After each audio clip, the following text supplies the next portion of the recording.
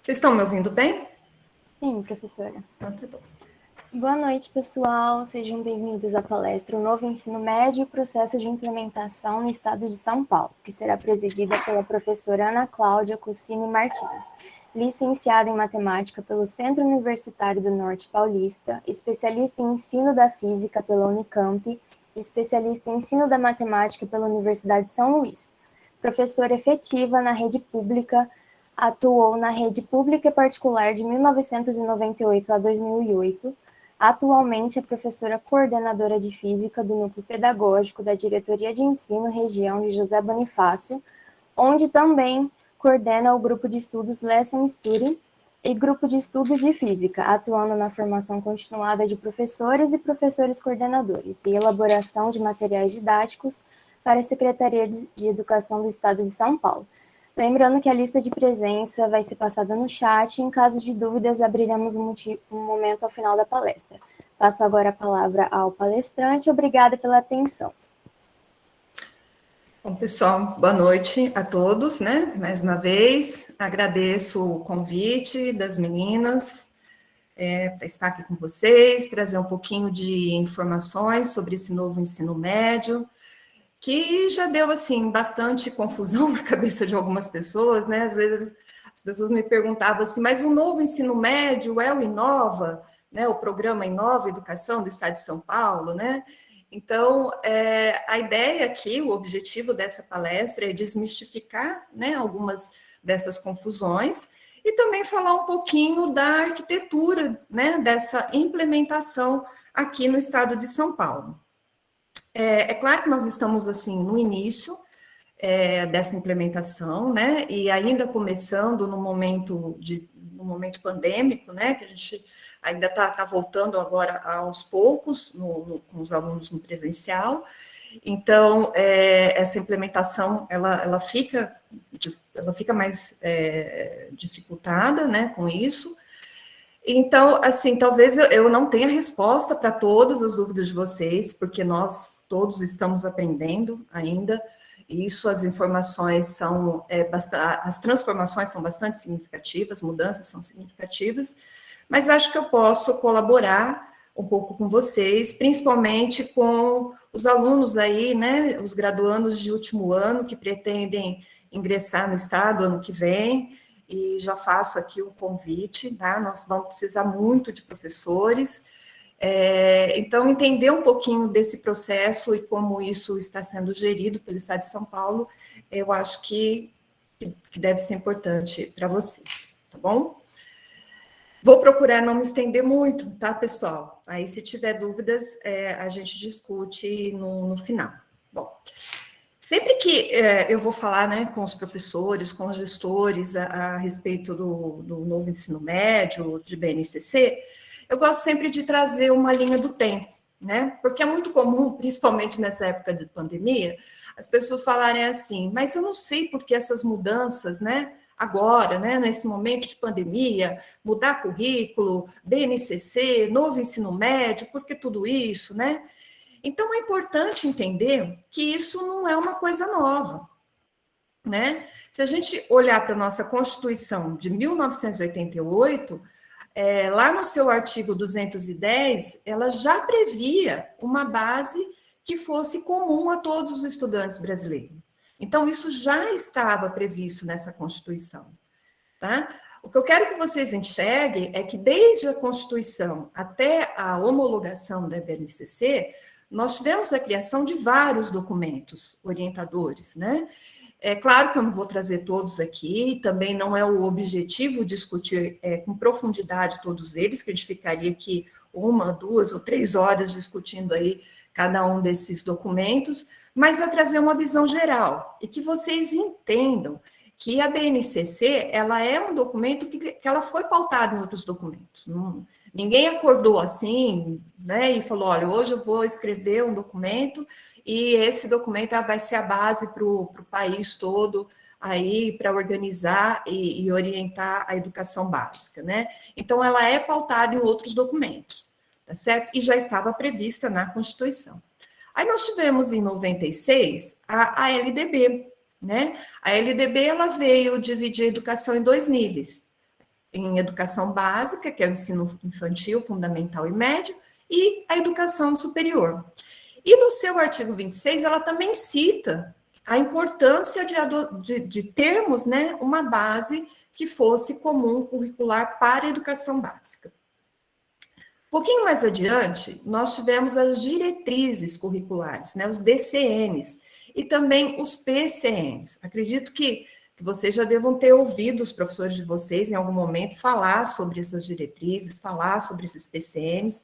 São documentos importantes, embora, como diz o texto aqui, né, eles, no caso do PCN, eles não eram obrigatórios, né, eles eram referenciais, sim, que subsidiavam e subsidiam, né, as propostas curriculares. Digo que subsidiam porque ele está nas referências da BNCC, ele faz parte também do documento da base, né, mas ele não era um documento obrigatório, né, é um documento muito bom, mas não era obrigatório para a implantação das propostas curriculares nas escolas, tá bom? Um pouco mais adiante, nós tivemos a proposta curricular do Estado de São Paulo. Eu digo que a proposta, né, porque em 2008 ela veio com proposta, e ela se efetivou como currículo em 2011, né, e o Estado de São Paulo, nessa proposta curricular, ele já traz uma ideia, né, de ensino por competências e habilidades. Então, além dos conteúdos, se a gente olhar para a proposta curricular, ela traz um rol de conteúdos que deve ser trabalhados, né, em cada área, em cada componente, mas também traz um rol de competências e habilidades. E junto com essa proposta curricular vieram 2 programas bastante importantes para a educação paulista, que foi o programa Ler e Escrever, que estava voltado mais para os anos iniciais, e o programa São Paulo Faz Escola, né? Então, eu vou falar um pouquinho mais do programa São Paulo Faz Escola, que ele está mais voltado para o ensino fundamental e médio, né? Então, o que é esse programa?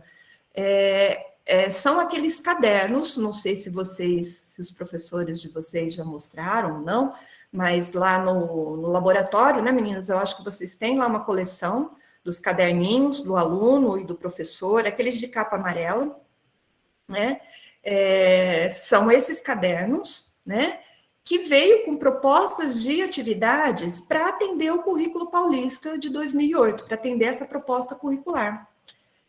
Isso deu bastante confusão quando chegou na rede, gente, porque eu vou contar um pouquinho sobre isso, né, para a gente desmistificar, porque agora a gente também já está fazendo novos materiais, porque nessa época eu não estava ainda na diretoria, eu estava na sala de aula, e quando esses materiais chegaram, eu tinha colegas que diziam assim, olha, eu não vou usar esse material, daí eu vou botar fogo nesses cadernos, né?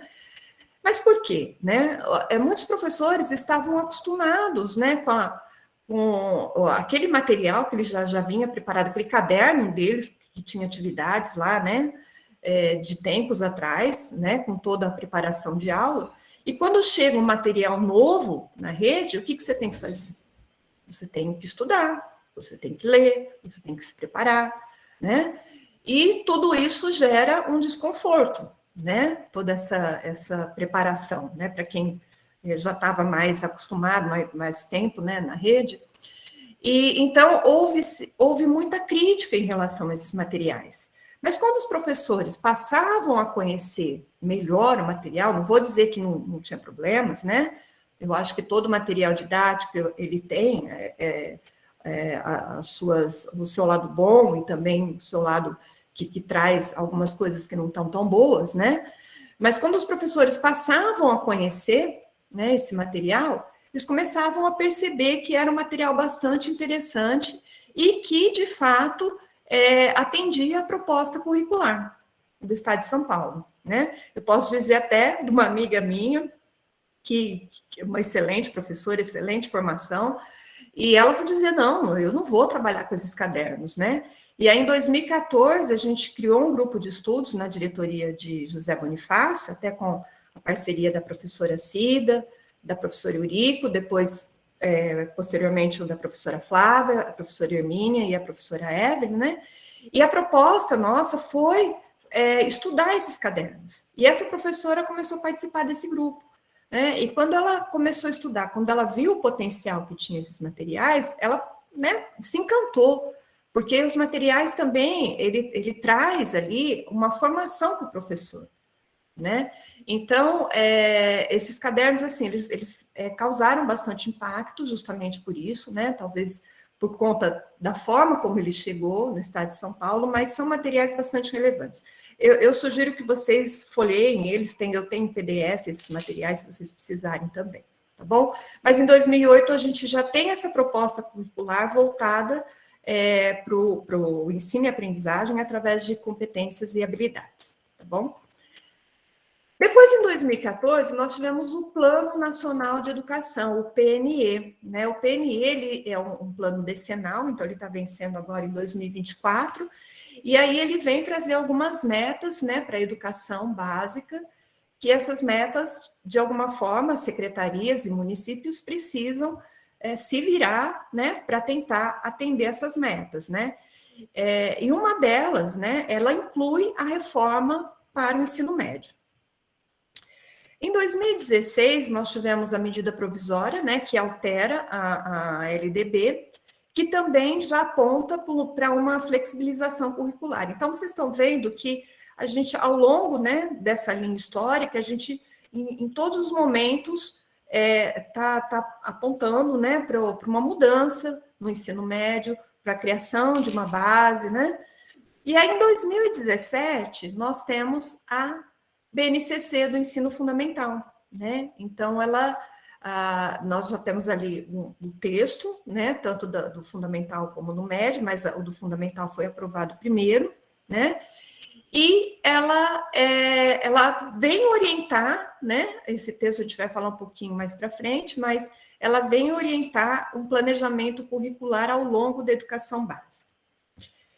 Em 2018, nós tivemos a BNCC do ensino médio homologada, né?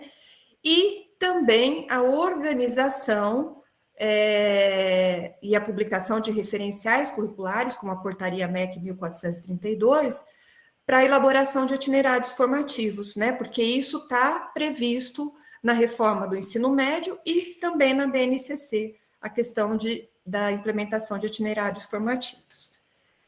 Em 2019, né, é criada a Frente Currículo e Novo Ensino Médio do CONSED, né? Então, nós tivemos um grupo de pessoas, né, ali que se debruçaram para construir os currículos dos seus estados, né? Eu participei um pouco da elaboração desse currículo do ensino médio, né? E a ideia era, né, estudar todos esses materiais, que eu citei alguns aqui para vocês, como também o texto da BNCC, e aí cada estado construir o seu currículo, é claro que aí de acordo agora com as suas necessidades, suas especificidades, né, olhando para a sua realidade.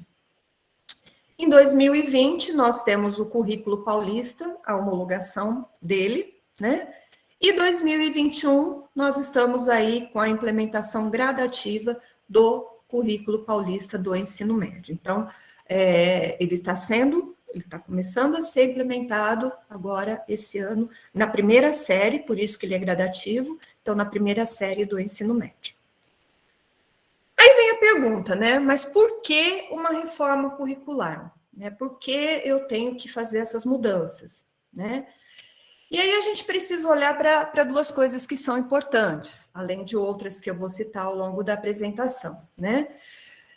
Quando a gente olha para o Índice de Desenvolvimento da Educação Básica, né, o IDEB do ensino médio, e a gente olha, né, para uma estatística histórica, a gente vê que o Estado de São Paulo, por exemplo, ele não atinge a meta desde 2011, né?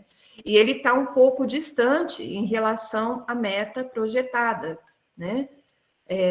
De acordo, né, com a lei, nós teríamos que chegar em 2021 com o IDEB 5 no ensino médio, né? Então, nós temos um IDEB de 2019 aí, um pouco acima de 4, né? E eu fico muito preocupada, né, justamente por conta da pandemia. Esse ano nós temos SAEB novamente, nós temos a Prova Brasil, né, que ela compõe o IDEB, além do fluxo. E eu fico muito preocupada justamente por isso, porque a gente vai... essa prova ela é feita a cada 2 anos, né, e os estudantes vão fazer a prova aí depois de praticamente, né, 2 anos de pandemia. Então, a gente não sabe aqui o que vai acontecer com esses índices, né?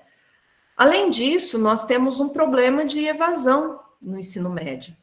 Então, 22% dos jovens não concluem o ensino médio, né? Então, a gente precisa olhar para esses dados, não só para esses dados, mas aqui eu trouxe alguns dados um pouco mais específicos, porque o IDEB, ele mede a proficiência em língua portuguesa e matemática, né? E quando a gente olha para o resultado da Prova Brasil de 2019, os resultados, eles são bastante alarmantes, né? Em língua portuguesa, eu tenho cerca de 38% dos estudantes que eles são proficientes em leitura, na competência de leitura e interpretação de textos, né? Apenas 38%, né? E ainda eu tenho 26% que são insuficientes, ou seja, que eles não dominam competências e habilidades do ensino médio, tá certo? Mas quando eu olho para a matemática, esses dados pioram ainda mais, né? Eu tenho apenas 7% dos alunos que aprenderam adequadamente a resolução de problemas até a 3ª série do ensino médio. E quando eu olho para o gráfico, eu vejo que eu tenho lá 47% desses estudantes que concluíram a 3ª série do ensino médio, porque eles já não estão mais na educação básica, né? Em 2019, eles já ou foram para o ensino superior, ou pararam de estudar, enfim, eles já não estão mais na educação básica. 47% concluíram a 3ª série com a aprendizagem insuficiente em matemática. Então, esses dados, eles são bastante alarmantes, né, gente? E ainda, né, nós temos uma estatística aqui do neném, né? O que é o neném? Jovens que nem trabalham e que nem estudam, né? Jovens entre 15 e 29 anos que nem trabalham e nem estudam, né? Quando eu olho, claro que isso teve um agravante em 2020, a gente sabe que esse momento pandêmico aí agravou essa situação, sem dúvida, né? Tanto de jovens que perderam seus empregos, como também de jovens que deixaram de estudar, né? A gente tem muito isso. Mas quando a gente olha para anos anteriores, a porcentagem não é muito diferente, né? Então, a gente vê que ao longo do ano, né, teve momentos que aumentou, diminuiu um pouquinho, mas que ainda a gente tem uma grande parte de jovens que não estudam e nem trabalham. Então, essa também é uma preocupação do Estado, né? De tentar trazer uma educação, né, para esses jovens que os coloque no mercado de trabalho, tá certo? Ou que eles possam prosseguir o ensino superior e se formar. E quando tanto a BNCC como essa reforma, né, do ensino médio estava sendo proposta, foram feitas algumas pesquisas com esses alunos, né, com esses jovens. E o Instituto Porvir, ele fez uma pesquisa com os jovens, inclusive a gente tem, né, nesse relatório, nossa escola, relatório, a gente pode filtrar até por região. É claro que foi por uma amostragem, né, então... Tem algumas regiões regiões menores, a gente não tem estudantes que participaram, mas, por exemplo, se eu pegar São José do Rio Preto, eu consigo fazer esse filtro. Aqui, eu filtrei a nível do estado de São Paulo, tá? Então, quando a gente olha, né, quando a gente pergunta para eles qual a organização curricular, na opinião dos jovens, os faria aprender mais e ser mais felizes, eles apontam o seguinte, olha, que era ter um currículo organizado pela escola. Quer dizer, ter um currículo que a escola, né, possa desenvolver de acordo com a realidade dele, de acordo com as necessidades deles, né? Além disso, ter algumas disciplinas obrigatórias e poder escolher outras. Então, isso é algo que eles querem também. Se eu não tenho aptidão para matemática, por exemplo, né? Por que eu tenho que ficar 3 anos ali estudando matemática? Tá? Nós vamos falar um pouquinho disso mais adiante. E também poder escolher todas as disciplinas que eu vou fazer ou não. Então, isso é um sonho desses jovens, né? Eles falam que isso os fariam aprender mais e também os fariam mais felizes. Uma outra pergunta, lá é um questionário grande, tá, gente? Eu fiz um recorte só de 2 questões, mas tem várias perguntas para eles. Para os jovens, qual o foco da escola os faria aprender mais e ser mais felizes? Então, eles dizem o seguinte, que é uma escola que prepara para o Enem, para o vestibular, então a gente vê que o sonho deles é ingressar no ensino superior, certo? Mas que também os preparem para o mercado de trabalho, tá? Então, os jovens, eles têm esses 2 sonhos. Eu vou trazer aqui alguns contextos, né, em relação ao novo ensino médio, né? Bom, primeiro, né, esse ensino médio, ele vem com a ideia de atender às necessidades e expectativas desses estudantes. Bom, uma coisa que é muito clara, gente, eu costumo visitar, assim, bastante escolas e até antes da pandemia eu fazia um trabalho nas escolas, com palestras para alunos do ensino médio, falando um pouco da questão das avaliações, né? Tanto avaliação como Saresp, Enem, vestibulares, né? E nessa minha palestra, eu também falava sobre a questão dos programas de acesso ao ensino superior, né? Então, falava um pouco para eles sobre o SISU, como funciona o SISU, até entrava no site, mostrava como que eles tinham que fazer as escolhas, o FIES, o ProUni, né? Inclusive até um pouco da teoria de resposta ao item, né? Para aquela questão de não chutar qualquer resposta, né? Eu sempre fazia um trabalho ali com eles para orientar nesse sentido. E quando, no final, né, eu perguntava para eles, assim, qual o sonho que vocês têm, né, o que vocês querem cursar, né, o que vestibular que vocês vão prestar, já que vocês estão terminando aí a 3ª série do ensino médio, né, e eu vi, assim, muitos alunos que não tinham expectativas nenhuma de prosseguir nos estudos, né. E uma outra realidade que eu vou contar para vocês é o seguinte: as diretorias de ensino, elas recebem inscrições gratuitas para o vestibular da VUNESP, né? Então, nós recebemos envelopes, né, para cada escola, de acordo com o censo, para o número de alunos que estão terminando o ensino médio, e a gente envia esses envelopes, né, para as escolas distribuir para os alunos que têm interesse em fazer o vestibular, e depois esses envelopes precisam retornar para a diretoria para a gente enviar para a VUNESP. Então, tanto os envelopes preenchidos como os não preenchidos, todos voltam para que a gente retorne todos para a VUNESP. E a gente vê um número muito grande de envelopes que voltam vazios, né? Que voltam sem ser preenchidos.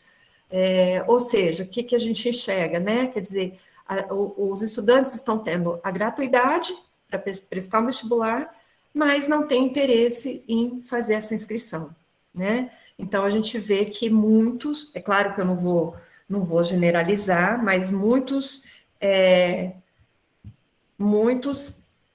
não têm interesse em prosseguir seus estudos. Então, isso também é uma preocupação.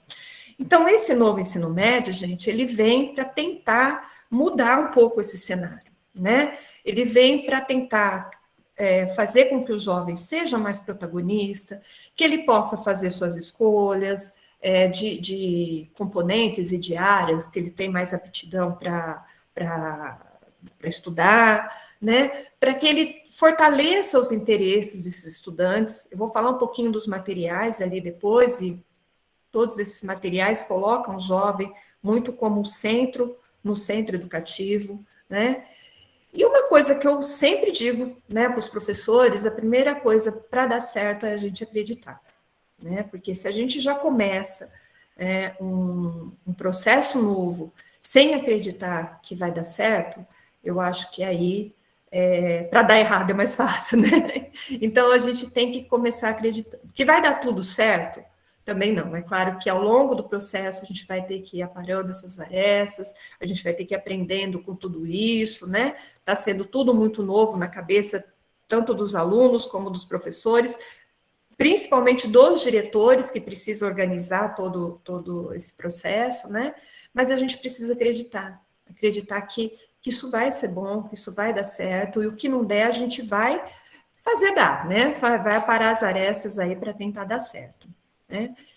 Então, esse novo ensino médio, né, quando a gente olha para a lei 13.415, que é a lei do novo ensino médio, a gente, eu vou tentar traduzir aqui ela em 4 pilares, né? Então, o que é o primeiro pilar? O primeiro pilar dessa lei, ela fala na flexibilização, né? É um ensino médio flexibilizado. Bom, mas o que é isso? Até agora, eu acho que, né, vocês também, eu, que passei, né, também pelo ensino médio, nós tivemos ali, né, primeira, segunda, terceira série, com seus componentes curriculares, com rol de conteúdos, né, em todos os anos, né, do ensino médio.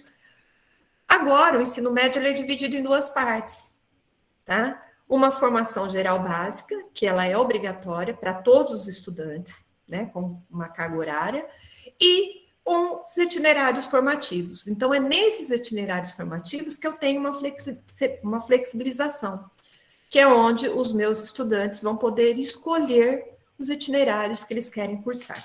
Tá? A gente vai falar ainda um pouquinho sobre isso. Então, o primeiro pilar é a flexibilização do ensino. O segundo pilar é uma articulação com o ensino profissional e técnico. Então, lembra que eu mostrei lá que um dos sonhos deles também é preparar para o mercado de trabalho? Então, agora a gente vai ter uma maior articulação, não que não tinha o ensino profissional e técnico, tinha, mas ele tinha que concluir o ensino médio, né? Agora não, ele pode fazer, ele vai poder escolher itinerários tanto de aprofundamento, como também itinerários de ensino profissional e técnico, né? Então, se ele quer lá, bom, meu sonho é ser um programador, um web designer aí, então eu quero fazer um curso técnico que me permita a inserção no mercado de trabalho em relação a isso, né? Ou em relação à moda, por exemplo. Então, ele vai poder escolher itinerários, né? Que ele vai também sair com essa formação de ensino profissional e técnico. Um outro compromisso que tem essa reforma do ensino médio e que isso também está muito forte na BNCC, é o compromisso, né, da BNCC, que é a educação integral do aluno, né? E quando eu falo em educação integral, eu estou falando num sentido amplo, né? Não só no sentido cognitivo, eu estou falando numa formação, num desenvolvimento intelectual, eu estou falando no desenvolvimento social, físico, emocional, cultural. Então, quando a gente lê as habilidades e as competências da BNCC, a gente consegue enxergar, né, que eu, claro, de acordo com os materiais que eu vou trabalhar e as propostas de atividades, que eu consigo desenvolver integralmente os meus estudantes. E também, estou voltando aqui. E também uma educação em tempo integral. Aqui a gente precisa não confundir educação em tempo integral com um programa de ensino integral, tá? O programa de ensino integral, ele também é uma meta do PNE, né? Se eu não estiver enganada, cerca de 80% das nossas escolas, elas precisam ser PEIs, né? Ser programa de ensino integral, que é essa extensão da carga horária ali nas escolas, né? Mas aqui a ideia não é essa, a ideia é que eu tenha uma educação que transcenda os muros das escolas, né? Que a educação ela não fique ali toda em caixinhas, né? Que ela seja significativa e que esse estudante ele possa, de fato, usar o que ele está aprendendo ali no ensino médio para resolver problemas. Seja na matemática, seja na ciência da natureza, seja em ciências humanas, seja na área de linguagens, né? Ele precisa usar esses conhecimentos para isso. Tá bom? Então, essa educação em tempo integral é usar o conhecimento para fora da escola. Bom, e a BNCC, né? O que é a BNCC? Né? A BNCC, ela é a gente veio falando sobre isso, ela é um documento, tá? Ela é um documento técnico, ela tem referência obrigatória e ela determina as aprendizagens essenciais que todos os alunos brasileiros têm o direito de desenvolver, tá? Lembra quando eu falei lá dos PCNs, que não era de referência obrigatória? Então, a BNCC não, ele vem dizer, olha, é de sua obrigação desenvolver essas habilidades e essas competências que estão previstas nesse documento nesse documento técnico, tá bom? Só que a BNCC ela não vem dizer como fazer isso, tá? Ela vem trazendo, além, né, das habilidades específicas de cada área, a BNCC ela também traz 10 competências gerais que precisam estar explicitadas nos nossos materiais, tá? Então, na construção dos materiais, sejam eles pelas secretarias de educação, assim como a gente está fazendo também, sejam eles pelo PNLD, pelas editoras, essas 10 competências gerais, ela tem que estar, ela tem que aparecer, tá? Ela precisa ser desenvolvida, né?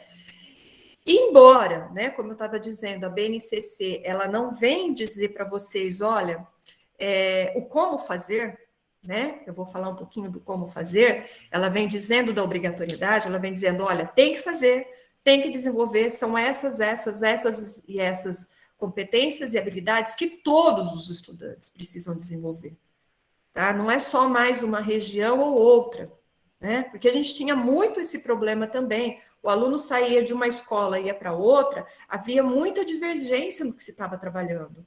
Se ele saísse, então, de uma diretoria e outra, mais ainda, de um estado e outro, piorou, né? Agora não, a gente tem um documento único, né? Um documento normativo que é padrão para a nossa educação brasileira, tá bom? Embora a BNCC não diga como fazer, ela vem dizer que essas competências, elas só conseguem ser alcançadas por meio de metodologias ativas, né?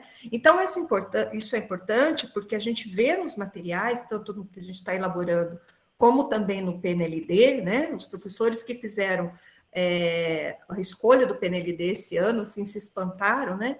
Porque ele vem todo desenvolvido com metodologias ativas, tá bom?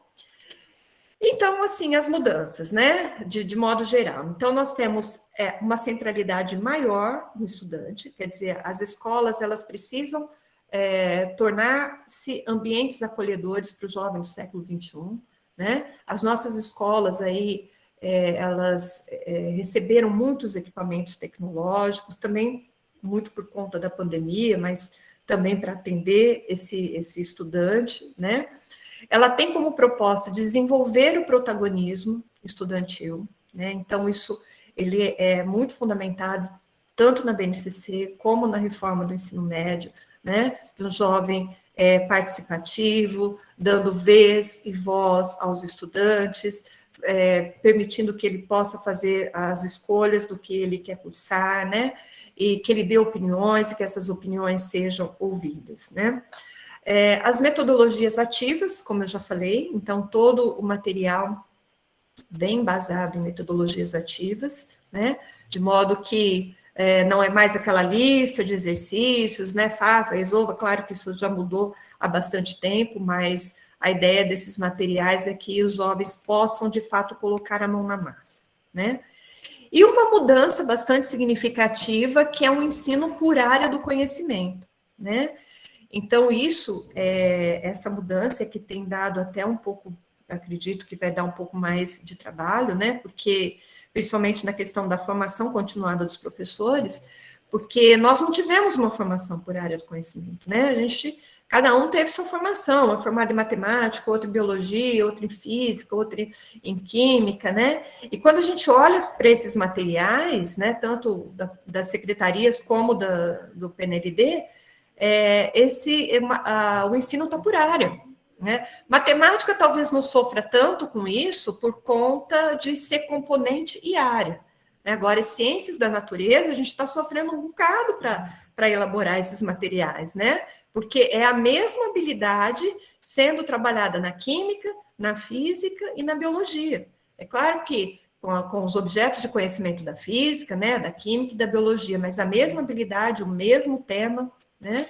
Então, ou seja, essa área vai estar falando o mesmo assunto quando for trabalhar com essas habilidades, tá bom? Aqui um resumo para vocês em relação à BNCC, né? Ela vem definir as habilidades, as aprendizagens essenciais, né? Traduzidas em competências e habilidades. Então, ela define todas, pelo menos o que é essencial. É claro que eu posso ir além, né? Mas o que é essencial que os estudantes brasileiros aprendam.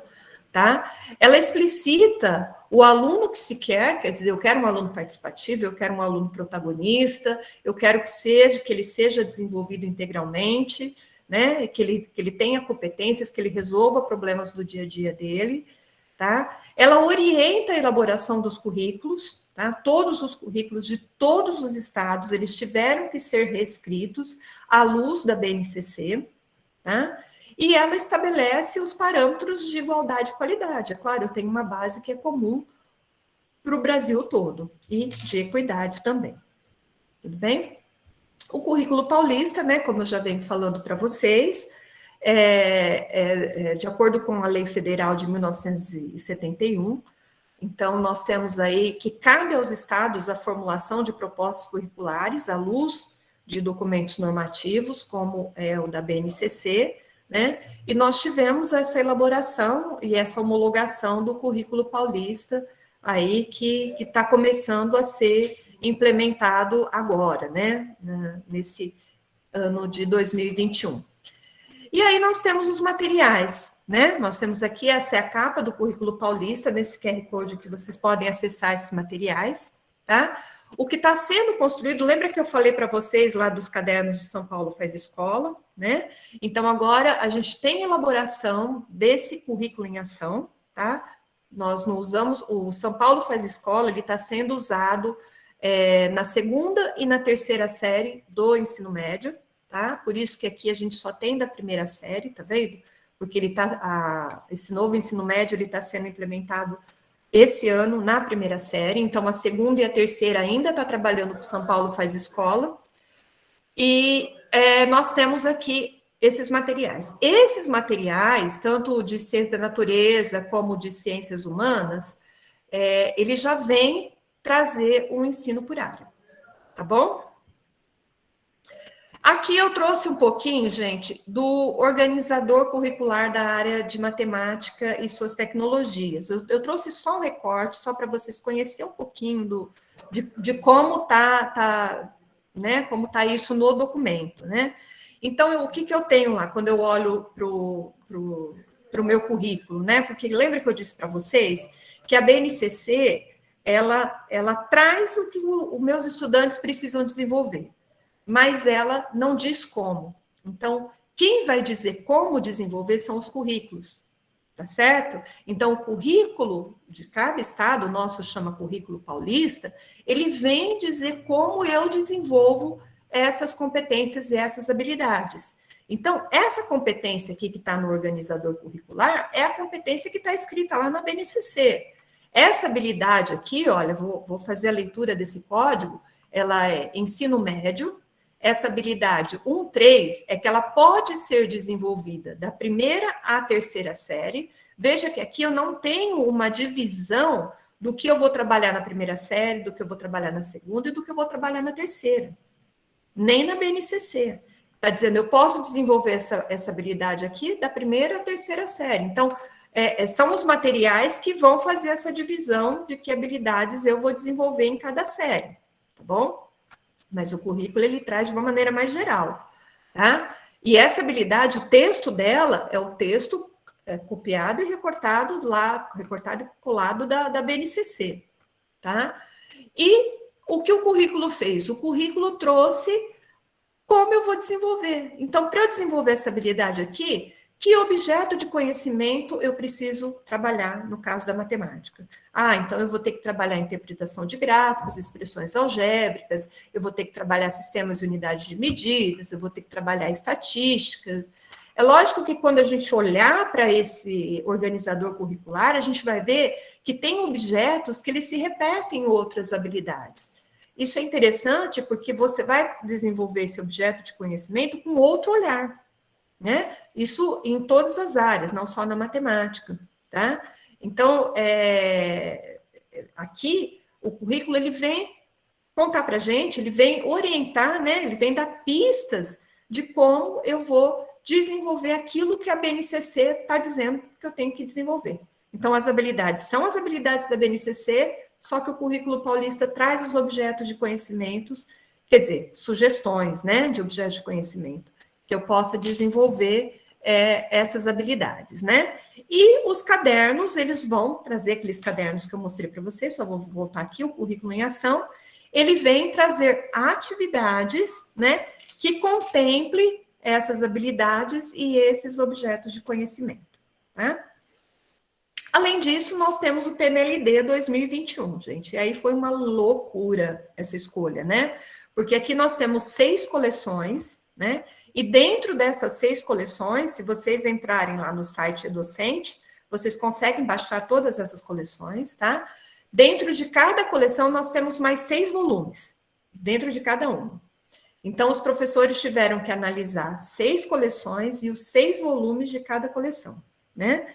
E aí a gente vê, assim, que houve mudanças muito significativas e também está um material muito interessante, esse PNLD, já trazendo essa questão de um ensino por área, a matemática como ferramenta, né, para a resolução de problemas e também como ferramenta para resolver problemas em relação às áreas de ciência da natureza, geografia, enfim, tá certo? E agora, né, a arquitetura do novo ensino médio, bom? Bom, enquanto organização curricular, o que nós temos? Já falei um pouquinho para vocês que a gente tem um modelo, né, diversificado e flexível. Eu tenho uma formação geral básica, comum a todos os estudantes, com carga horária de 1.800 horas, máxima, e itinerários formativos, que é a nossa parte diversificada, com uma carga mínima de 1.200 horas, mínima, tá, gente? Vocês vão ver que o estado de São Paulo, ela tem uma carga maior, então isso é o que está na lei, tá bom? Na lei 13.415, tá? Essa formação geral básica também deu muita polêmica, viu, gente? Porque houve muito fake news dizendo assim, né, nesse novo ensino médio nós não vamos ter filosofia, né? Alguns componentes vão ser retirados, então não é nada disso. A formação geral básica, nós temos todos os componentes. É lógico que alguns, né, nós tivemos uma diminuição de carga horária, mas nós temos todos. Oi? E nós temos os itinerários formativos, tá? Que são conjunto de situações e atividades, né, que tem como intenção aprofundar e ampliar as aprendizagens, tá? Esses itinerários eles precisam ser estruturados, eu vou comentar mais para frente, de acordo com os eixos estruturantes, que está lá nas diretrizes curriculares.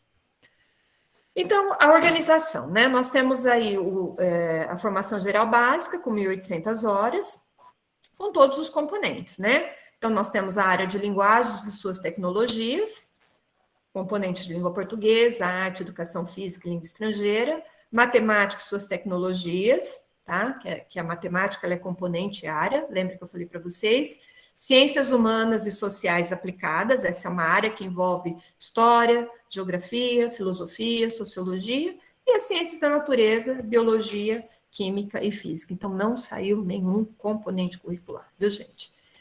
Além disso, nós temos os itinerários formativos, tá? Lembra que eu falei que na lei era 1.200 horas, mas no estado de São Paulo nós temos mais, né? Porque nós temos o Inova, tá? Então, nós temos 1.350 horas. E aí nós vamos ter itinerários formativos de todas as áreas também. Além disso, nós temos os itinerários formativos da formação técnica e profissional, que é o Novotec. Então, vou ter os itinerários de todas as áreas e depois os itinerários integrados, tá bom? Em termos de itinerários, então, o que eu entendo como itinerário formativo, tá? Veja que eu coloquei aqui para vocês, olha, o aprofundamento curricular, tá? Que são atividades pautadas em unidades curriculares, que vai fazer com que esse estudante ele se aprofunde, né, naquilo que ele escolheu, e mais o projeto de vida, a eletiva, tecnologia e inovação. Esses componentes aqui, eles já estão sendo ministrados. Eu tenho professores que dão aula de projeto de vida, professor que dá aula de eletiva e professor que dá aula de tecnologia e inovação, tá? Esse daqui é o programa Inova Educação, tá? Que ele compõe os itinerários formativos, mas ele não é a reforma ele não é o novo ensino médio, tá certo? Então, ele compõe, o itinerário formativo ele é composto pelo aprofundamento e mais esses componentes aqui. Em termos de distribuição de carga horária, tá? Na primeira série do ensino médio, nós temos 900 horas, que é o que está sendo implementado esse ano, tá? E 150 horas, que ele chama de itinerário formativo, mas que, na verdade, são as disciplinas do Inova. É aquele projeto de vida, né? Tecnologia, as eletivas, então isso já está acontecendo. A partir do ano que vem, os alunos que estão na primeira série agora, né, que eles vão para a segunda o ano que vem, a carga horária da segunda série de formação geral básica diminui. Então, por exemplo, eu não tenho arte na segunda série do ensino médio, né? A minha matriz não tem arte. Se eu não me engano, acho que não tem língua inglesa também, tá? E eu tenho uma diminuição para 600 horas, em contrapartida, eu tenho um aumento de 450 horas de itinerários formativos. Lembrando que eu continuo com as horas do Inova, que é os 150 horas, e mais 300 horas de aprofundamento. Na terceira série do ensino médio, a ideia é diminuir ainda a formação geral básica, lembrando que língua portuguesa e matemática é obrigatoriedade ficar nos 3 anos, tá? Então, eu vou ter língua portuguesa e matemática na primeira série, na formação geral básica, eu vou ter na segunda série e eu vou ter na terceira série. Tá bom? Com uma carga horária menor. Mas eu aumento os itinerários formativos, eu aumento as ofertas de unidades curriculares, né? Então, eu passo a ter 600 horas de itinerários formativos de aprofundamento, porque eu tenho as 150 do Inova e mais 600 horas de aprofundamento. Então, fica mais ou menos isso, tá, gente? Primeira série, 30 aulas e mais as aulas do Inova. Segunda série, 20 aulas. 10 aulas de aprofundamento e mais as aulas do Inova. Terceira série, 10 aulas, 20 aulas de aprofundamento e mais as aulas do Inova. Tá bom? E aí, a implementação gradativa, né? Então, 2021, estudantes da primeira série, 2022 começa a implementação para a segunda série e 2023 para a terceira série. Falar um pouquinho sobre os itinerários formativos, tá bom? Bom, eu vou começar falando o que não é itinerário formativo, tá? Itinerário formativo, ele não é revisão de BNCC, ele não é revisão da formação geral básica, tá bom? É isso que a gente tem que ter, a primeira coisa que a gente tem que ter em mente é isso, né? Eu vou fazer um itinerário formativo, vou montar aulas aqui de revisão para os meus estudantes. A ideia não é essa. A ideia é que sejam ofertados aos nossos estudantes, né, itinerários que possam aprofundar e ampliar as aprendizagens em uma ou mais áreas do conhecimento. Por que eu coloco em uma ou mais áreas do conhecimento ou na formação técnica e profissional? Porque eu posso ter itinerários puros. O que eu chamo de itinerários puros? É um itinerário que só foca a matemática. Então, esse é conhecido como um itinerário só da área de matemática, né? Mas eu tenho itinerários também que são construídos em conjunto, matemática e ciências humanas, por exemplo, né? Então, esse eu chamo de itinerários integrados. Então, eu tenho essa oferta para esses meus estudantes, tá bom? E vai depender das escolhas deles. Que tem o objetivo de aprofundar as aprendizagens relacionadas às competências gerais, né? E às áreas de conhecimento ou formação técnica. Consolidar a formação integral dos meus estudantes, né? Desenvolver aquelas 10 competências gerais também, né? Promover a incorporação de valores, ética, liberdade, democracia, né? Isso tudo traduzido na educação integral, e desenvolver as habilidades. Lembra que eu falei uma educação, né, em tempo integral, né, que vai além dos muros da escola, né, uma visão de mundo, uma visão mais ampla, mais heterogênea, né, são atividades que propõem que envolvam mais áreas do conhecimento no trabalho da escola. E para isso, nós tivemos, em 2018, a criação de uma portaria, que chama Portaria MEC 1432. Essa portaria, ela vem trazer habilidades, né? Eu não vou construir itinerário assim à torta direita, né? Do jeito, eu estou pensando em construir um itinerário para desenvolver tal coisa. Não. Esses itinerários têm que estar pautados num conjunto de habilidades. Essas habilidades, elas estão nessa portaria MEC 1432. E elas precisam ser desenvolvidas e ser organizadas de acordo com 4 eixos estruturantes, tá? Que são investigação científica, processos criativos, mediação e intervenção sociocultural e empreendedorismo.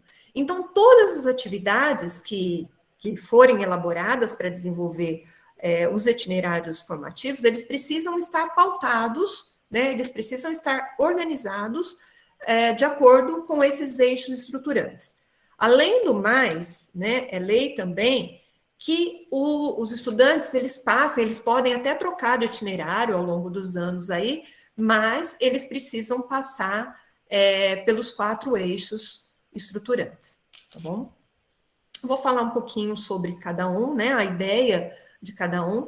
Então, o eixo investigação científica é aquele eixo, e quando eu crio unidades curriculares, né, para desenvolver as atividades e que eu quero contemplar esse eixo, ele vai estar mais voltado a processos de exploração, de levantamento de hipóteses, de pesquisas, né, de tratamentos de dados, de argumentação. Então, é onde o estudante vai, de repente, fazer uma pesquisa de campo, né, vai fazer uma investigação na sua comunidade, ou vai fazer uma pesquisa na sua escola, vai consolidar esses dados, né, vai analisar esses dados, né. Então, esse é o eixo investigação científica. O outro eixo, que faz parte dos meus itinerários, é os processos criativos. Bom, então vamos lá, meus estudantes, eles foram lá, vou dar um exemplo aqui, fizeram lá uma pesquisa de campo sobre a questão do lixo, né, e eles viram lá que a comunidade joga muito lixo, não tem armazenamento adequado, então eles precisam pensar em alguma coisa para ajudar essa comunidade a resolver esse problema. Então, esse eixo, ele vai, né, permitir que os estudantes desenvolvam esses processos e pensem em algumas coisas para resolver esse problema, por exemplo, né, do lixo. E aí ele foi lá, pesquisou, viu o problema, pensou no processo criativo, ele vai fazer uma mediação e intervenção sociocultural, né? Então, ele vai fazer, de repente, lá um blog para conscientizar a comunidade, né? Ele vai, enfim, ele vai fazer uma intervenção de acordo com aquele problema que ele viu, ele vai sugerir, né, para a comunidade o lixo seletivo, né, como fazer isso, pode fazer uma palestra, enfim, né, é um momento que ele vai mediar e intervir socioculturalmente na sua comunidade, na sua escola. E, por último, o empreendedorismo. Eu acho que esse é um dos eixos que a gente mais viu, né, embora não tenha sido trabalhado ainda, né, porque itinerários formativos, eles só começam ano que vem, mas que nós podemos observar isso nessa pandemia, né, quantas pessoas ali se tornaram empreendedores, né, às vezes nem sabendo que eram empreendedores, acabaram perdendo seus empregos e sendo empreendedores, né, montando seus próprios negócios, né. Então, a ideia também é que esse eixo ele seja desenvolvido com os estudantes, tá, de acordo com seus projetos de vida, tá? É por isso que o projeto de vida, gente, ele tem que ser muito bem trabalhado, né, e ele não é só trabalhado no ensino médio, ele é trabalhado também no ensino fundamental, né, para que os alunos, eles já começam a pensar já desde o ensino fundamental o que eu quero para a minha vida, né? Para quando ele chegar no ensino médio, ele não desista, né? Ele não vai evadir. Eu tenho um projeto de vida, eu tenho um propósito, o que eu quero, né? Eu quero uma formação técnica, ou eu quero empreender algum negócio, ou eu quero prosseguir meus estudos, aprofundar os meus conhecimentos, tá certo? E eu estou falando bastante em unidades curriculares, né? Que elas são um conjunto de estratégias que têm os objetivos de desenvolver essas competências, né? No estado de São Paulo, optou-se, isso ficou bastante livre, a cargo de cada estado, né? Optou-se por fazer os itinerários utilizando 6 unidades curriculares. Aqui eu trouxe um recorte para vocês do itinerário formativo Matemática Conectada, né? Então, aqui a gente tem um nome de cada unidade curricular, lembrando que essas unidades curriculares, elas foram construídas de modo a atender as habilidades dos itinerários, de modo a atender os eixos estruturantes. E uma coisa importante, gente, pela lei, a elaboração desses itinerários é pela escola. Tá? A ideia é que cada escola construa os seus itinerários formativos de acordo com a sua realidade, de acordo com o projeto de vida desses estudantes, tá certo? Só que nesse primeiro momento, nesse primeiro ano de implementação, a secretaria optou-se por elaborar esses materiais, porque isso não é um trabalho simples de se fazer, tá certo? Eu participei um pouco das discussões desses itinerários, quando eu estava trabalhando na ProBNCC. Agora, a produção desses itinerários está a cargo da equipe técnica da secretaria. Eu estou trabalhando só na elaboração dos materiais da formação geral básica, que são aqueles cadernos que eu mostrei para vocês, né? Então, eu vejo também o quanto eles estão sofrendo, né, para desenvolver esses materiais que atenda os eixos, que atenda as habilidades, que atenda as competências gerais da BNCC, né, e que desenvolva tudo isso que a gente está falando até aqui, esse jovem protagonista, a educação integral, a equidade, né, que possa ser interessante para esses estudantes. Tá bom? Então, nesse primeiro momento, a secretaria, ela está elaborando, não só para matemática, mas para todas as áreas, né, alguns modelos de aprofundamento curricular, tá? E essas unidades curriculares e esses itinerários, eles foram colocados à disposição dos estudantes, tá certo? E eles fizeram a escolha, tá? A escolha foi feita pela Secretaria Digital. Eles entraram e fizeram a escolha dos itinerários que eles queriam desenvolver. É claro que, novamente, eu penso que isso ficou bastante prejudicado, né, que a gente está num momento de pandemia, então os estudantes, eles ainda não entenderam muito bem, né, o que é essa escolha. Mas, a partir dessa implementação, gente, isso é muito sério, né, essa escolha tem que ser muito assertiva, porque vai existir mudança nos vestibulares, vai existir mudanças no Enem, né? A proposta é que o Enem ele tenha uma prova, né, que atenda à formação geral básica, ou seja, tenha todos os componentes curriculares, e no segundo dia ele atenda aos itinerários, né? Na verdade, ele atenda aquilo que o aluno se inscreveu. Então, se ele escreveu, por exemplo, para matemática, né? Então ele vai ter uma prova mais voltada para matemática, para a área de exatas, né? Se ele se inscreveu para medicina, né? Isso ainda está em estudo, não temos isso ainda publicado, mas a ideia é que seja assim, né? Então, os alunos precisam ser muito bem orientados nas suas escolhas, porque se ele escolhe itinerários voltados para matemática, ele vai ter uma ampliação, né, um aprofundamento em matemática. E aí ele resolve fazer um vestibular da área de ciências humanas, ele vai ser prejudicado e vice-versa, né? Então, essa escolha vai ter que ser muito bem discutida com eles vão precisar entender muito bem isso, tá bom? Aqui só para vocês entenderem a questão da distribuição e daquela carga horária, tá bom? Por isso que na terceira série eu tenho mais unidades curriculares. Os alunos, eles podem trocar também de unidades curriculares ao longo do processo e também escolher itinerários da formação técnica. Aqui só alguns exemplos para vocês, né, de combinações possíveis.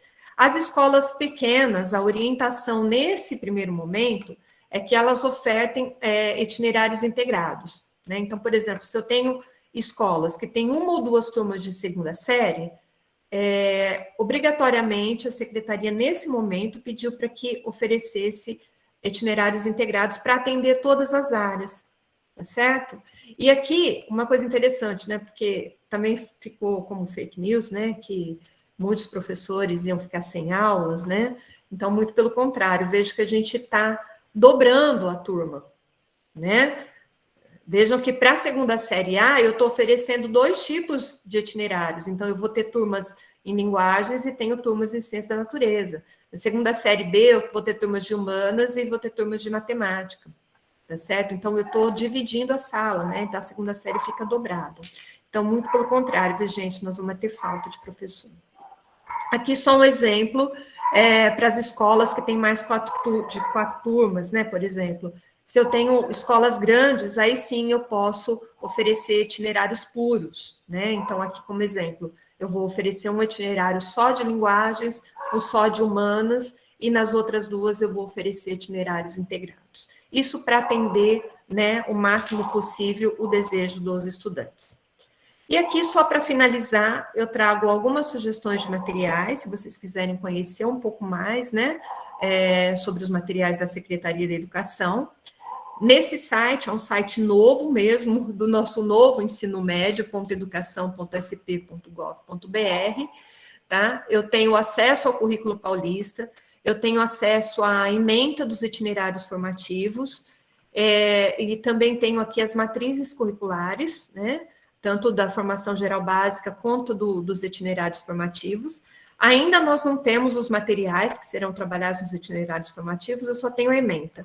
E tenho um documento orientador, além das perguntas e respostas, e também todos os vídeos, né, que foram feitos aí explicando o novo ensino médio pela Secretaria da Educação.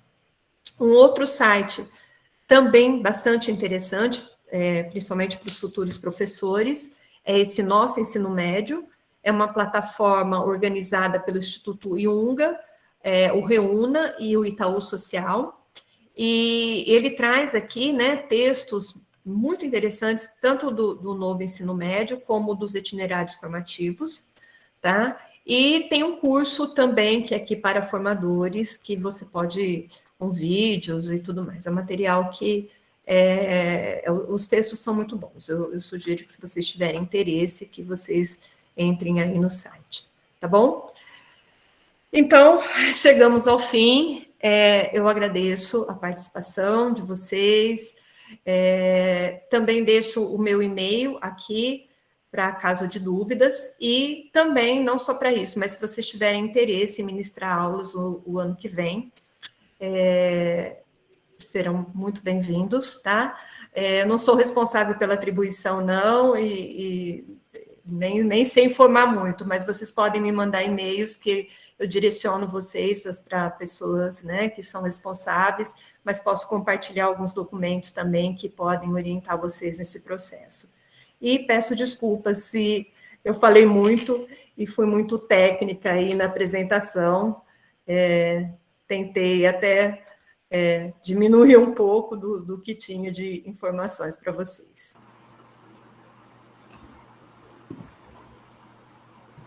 Muito obrigado, professora, pela palestra.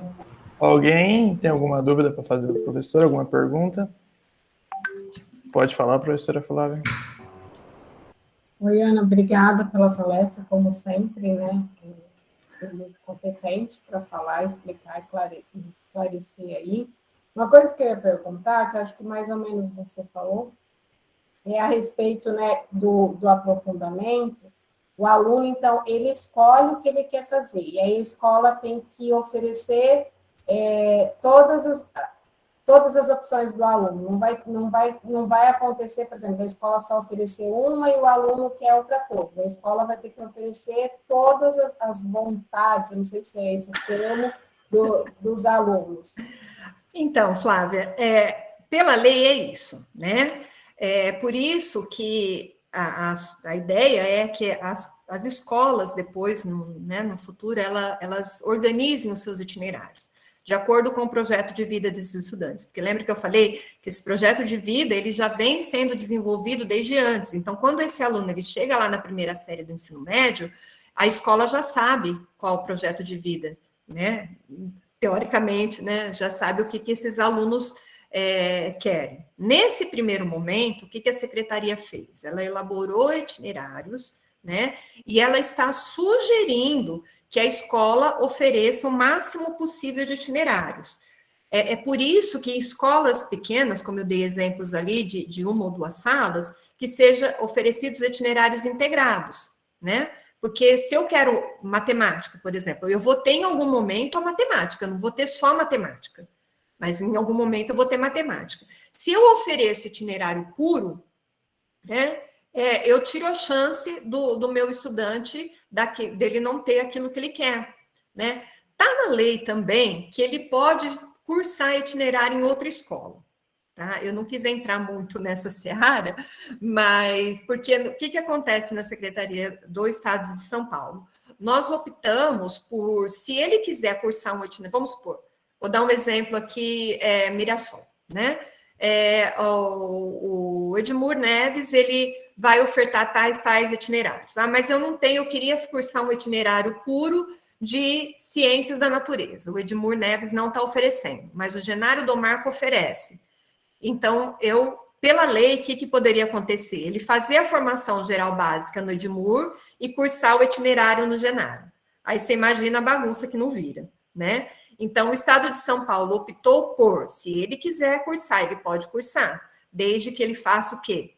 Peça transferência para outra escola. E aí ele tem que levar tudo. Ele leva a formação geral básica e os itinerários. Mas é claro, aí também tem as regras, né? Se tiver vaga na outra escola, né? E tudo mais. Então, tem essas regras, tá? Então, ele pode sim fazer isso, só que senão a gente não dá conta, né, de organizar tudo isso. Então, mas a ideia é que as escolas ofereçam o máximo possível de itinerários para atender às necessidades desses alunos, para atender aquilo que eles querem, Flávia. Não, é porque eu fiquei nessa dúvida, se porque você falou que tem essa flexibilização. E aí ficaria a escolha do aluno, dentro daquilo que ele quer, ou então a escola vai oferecer determinadas coisas e aí ele é obrigado a escolher dentro daquilo que a escola oferece, porque imagino que em escolas pequenas aconteça isso que você falou, porque aí, sei lá, tem uma turma de 30, cada um quer uma coisa, como é que você faz, né? Então, isso que eu fiquei curiosa para saber. Então, eles já fizeram esse processo de escolha foi na sede. É claro que aí a escola vai fazer a sua análise, porque também a gente tem uma outra questão. Cada escola tem as suas necessidades, as suas especificidades e o seu corpo docente, né? Porque se eu também não tenho professor para atender esse itinerário, como é que eu posso ofertar?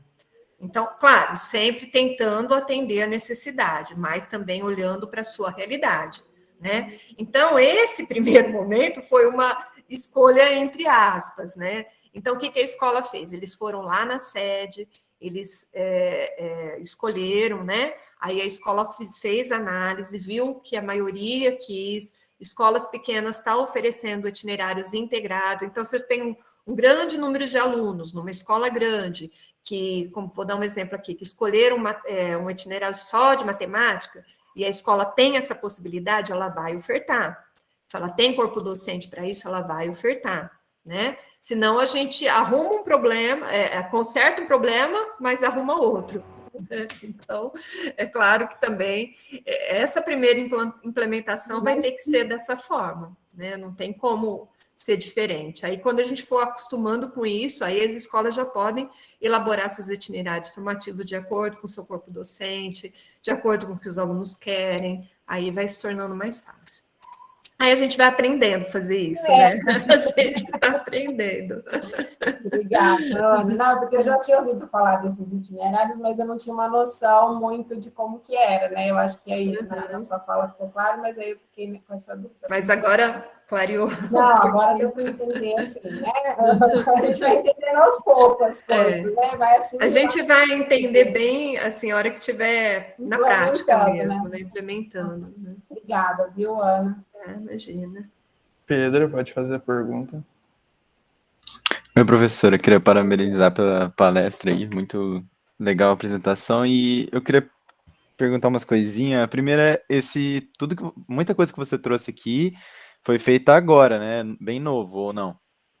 Sim, sim, né? Assim, essa organização aí, essa arquitetura é recente, é coisa desse ano, gente. Porque eu sou aluno do PIBID, de Prudente, a professora pediu para a gente fazer uma pesquisa, né? E na época que eu fui pesquisar, só não tinha nada pronto, só tinha as leis e as coisas. Então eu fui pesquisar e aí, tipo, tinha uma das dúvidas da professora Flávia, que conversou até com você agora, que eu estava com essa dúvida, quem faz o itinerário formativo é a escola, certo? O professor, o corpo docente faz junto todo ano. Não, Não é? Pedro, Não. é assim, pera um pouquinho. A lei diz que essa é a ideia, é que a escola elabore seus itinerários formativos de acordo com a sua realidade, né, tudo aquilo que eu falei.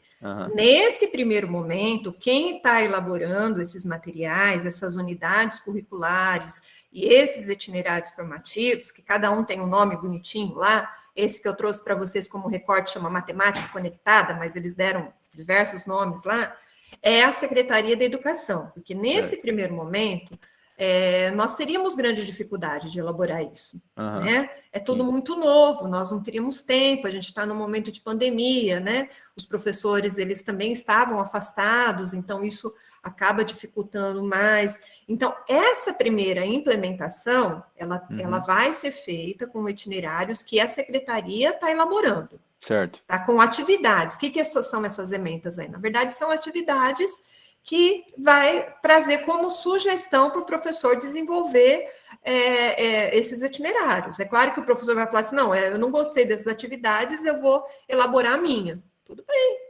Se ele tiver condições de elaborar, fica à vontade. É isso que eu queria saber. É totalmente maleável, né? Totalmente flexível, né? A partir do segundo momento, né? Vai ser assim. Sim, sim. A gente está trazendo sugestões. Inclusive, pessoal, tanto esses cadernos do São Paulo Faz Escola, que eu falei para vocês, como esse currículo em ação, também que a gente está elaborando, isso daí são sugestões para o professor trabalhar, são ferramentas, né? Se ele quer trabalhar com esses materiais, ótimo. Se ele quer trabalhar com livro didático, ótimo. O que ele tem que ter em mente? Eu tenho que desenvolver as competências e habilidades que estão lá na BNCC, que estão lá na portaria MEC 1432, que fala dos itinerários formativos, tá certo? Então, mas eu não quero trabalhar com esse material, eu quero trabalhar com o que está disponível aí na internet mundo afora.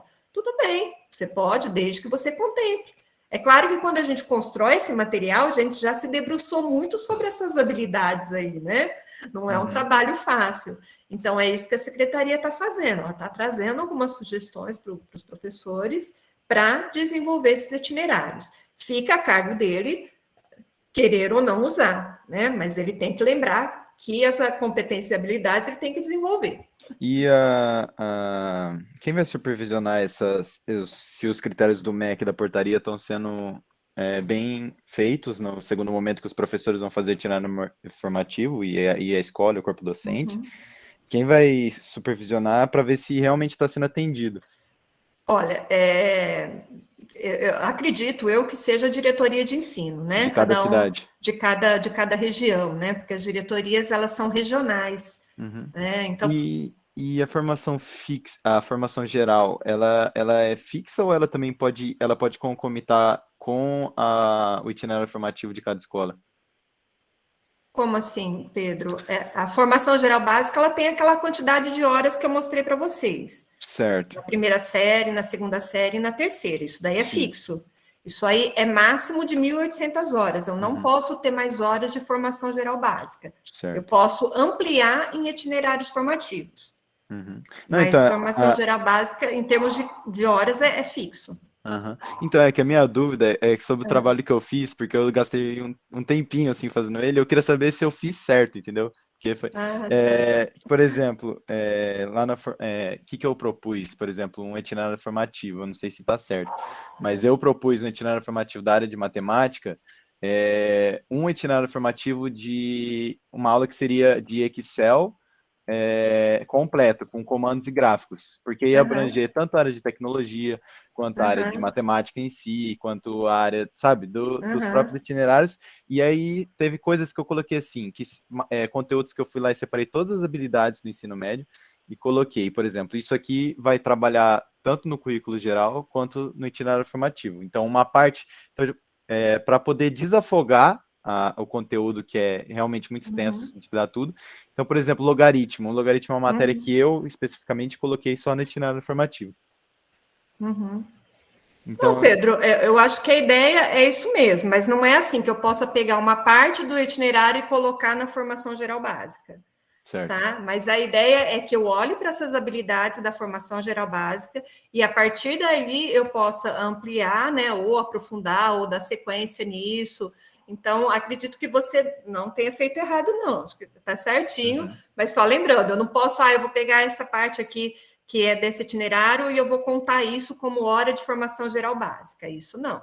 Mas a Tá? última perguntinha, o contrário é válido? Eu posso, por exemplo, como eu vou oferecer aquele conteúdo, vou aprofundar naquele conteúdo no itinerário formativo, eu posso, por exemplo, Não, deixar não ele um trabalhar pouco. na formação geral básica? Não, trabalhar sim, né? Que é um negócio complexo isso, né? Eu não posso deixar de dar, mas eu posso, Uhum. por exemplo, tem muita coisa que acaba passando batido na escola, porque são muita coisa. Sim, Então, a sim. minha ideia que eu tive, assim, quando eu li e montei meu trabalho, é que o que eu vou oferecer no itinerário formativo, que é concomitante com a formação geral, na formação geral eu vou passar por cima. No Pode, itinerário formativo pode, aprofundar. pode, isso pode.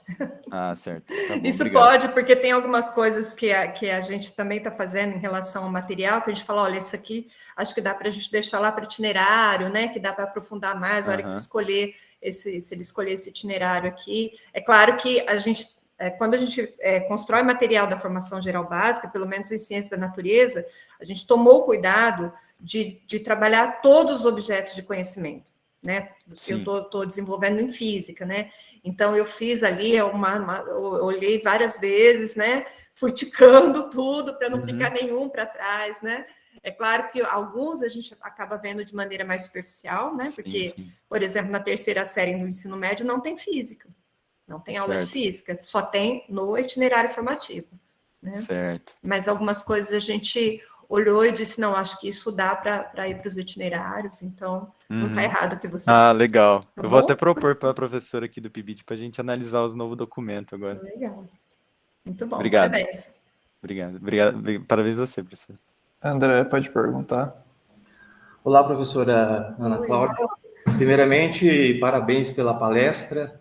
Eu acredito que essa palestra deveria ser fornecida, acho que para o país inteiro, principalmente nessa condição, como a senhora disse, que existem muitas fake news, né?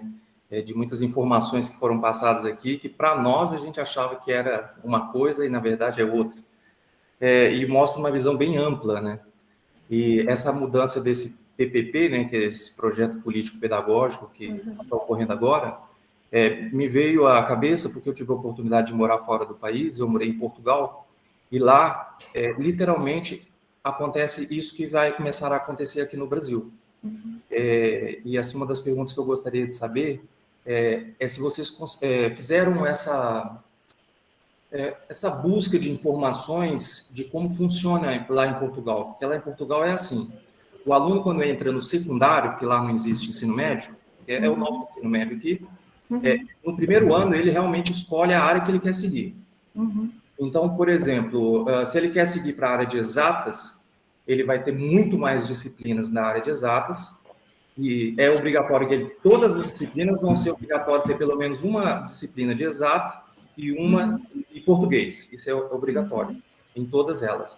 Se o aluno quer ir para a área de humanas, ele vai ter muito mais disciplinas de humanas e uma disciplina só de matemática.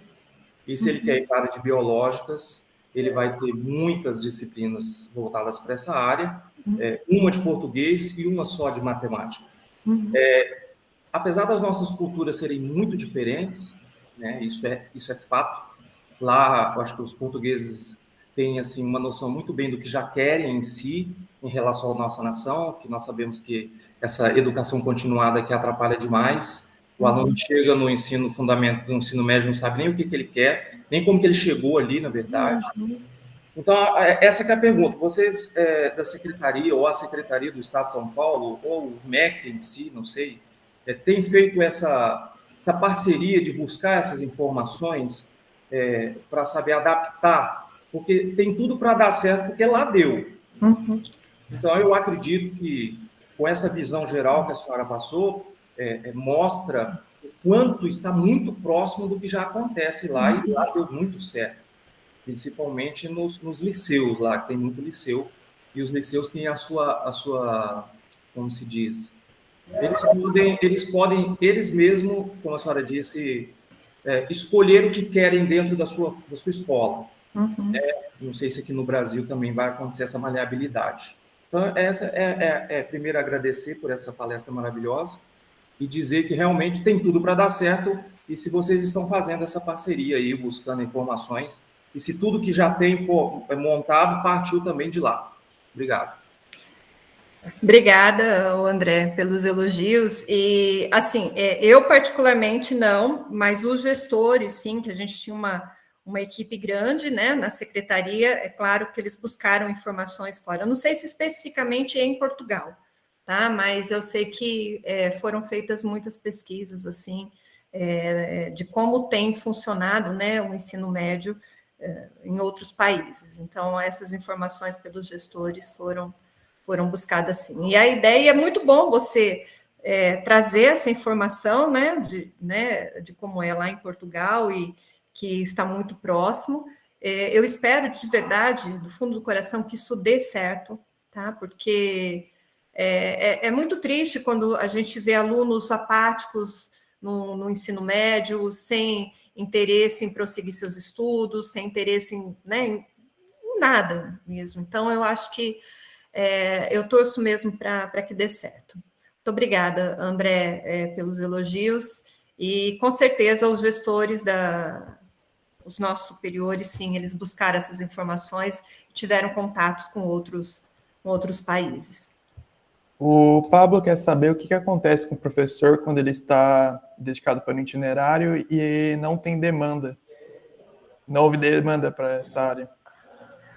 Então, na verdade é o seguinte, quando faz essa atribuição de aula, gente, talvez eu não consiga responder com toda certeza, tá? Porque isso só vai acontecer o ano que vem. Mas a ideia é que se faça essa atribuição de aulas dos itinerários no início do ano, já para o ano todo, tá? E que esses alunos, eles fiquem, como eu disse, eles fiquem distribuídos nos itinerários. Então, o professor ele não vai perder aula, tá? Pode ter certeza disso, que a atribuição já vai existir no início do ano. Nós vamos ter aluno para os itinerários ali, porque a escola ela vai fazer esse jogo de cintura aí que eu disse para vocês, né? Escolas pequenas oferecer integrado, escolas grandes oferecer mais itinerários, mas de uma forma também que ela atenda ao seu corpo docente, que a gente não pode vestir um santo e desvestir outro, né? Não é verdade? Aí a gente causa um problemão.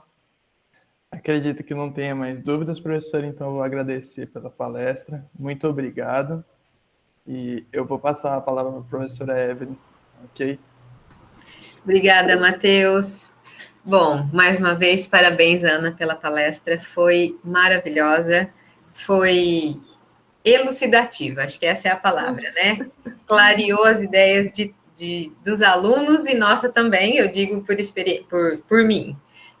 Tinha muitas coisas que eu tinha dúvidas que eu consegui entender agora de acordo com o que você explicou. Então, muito obrigada pela palestra, parabéns, e agradecer você também por ter aceito o convite, apesar do horário que ficou na programação, mas é um assunto muito importante. Eu achei que os nossos alunos precisavam ouvir, e a gente conhecendo você, né? Como conhecemos, sabíamos que você ia fazer uma palestra de uma forma assim que ia ser muito clara para que eles todos entendessem e aprendessem melhor sobre isso. Então, muito obrigada mais uma vez. E agora, então, encerrando a palestra da Ana Cláudia, a gente finaliza, né, a nossa semana de curso. Eu, particularmente, fiquei muito feliz com a semana, muito agradecida a todos os alunos que participaram, aos professores, aos alunos da comissão organizadora que trabalharam muito e muito bem. Meu agradecimento, assim, especial de coração, muito obrigada mesmo, parabéns para vocês pelo trabalho que vocês fizeram e tiveram. Aos professores da comissão organizadora, não sei se estão todos aqui, mas eu estendo meus cumprimentos a todos eles e meu agradecimento também, porque se não fossem todos vocês, essa semana não teria acontecido. Muito obrigada a todos e espero que a gente consiga, né, ano que vem, estarmos todos juntos presencialmente, né, que já há 2 anos estamos realizando a semana de modo online, então esperamos, muito esperançosos mesmo, que a próxima semana de cursos do IBILCE aconteça de modo presencial. Então, muito obrigada a todos, agradeço a presença e a atenção de todos, e até logo, até mais. Muito obrigada mais uma vez e boa noite a todos. Ô, Evelyn, eu me coloco à disposição de vocês, tá? Se vocês quiserem, ao longo do ano que vem também, eu acho que eu vou ter mais informações ainda, a qualquer momento, se quiser uma aula compartilhada, aí a gente pode fazer. Eu agradeço, Ana. Trazer mais informações, porque é muito importante também, né, que os nossos futuros professores, eles já cheguem no estado também já conhecendo um pouquinho de como as coisas funcionam desse lado. Exatamente. Muito obrigada, Ana. Agradecemos a disponibilidade. Queria pedir uma salva de palmas tanto para a palestrante como para todos nós também, essa finalização.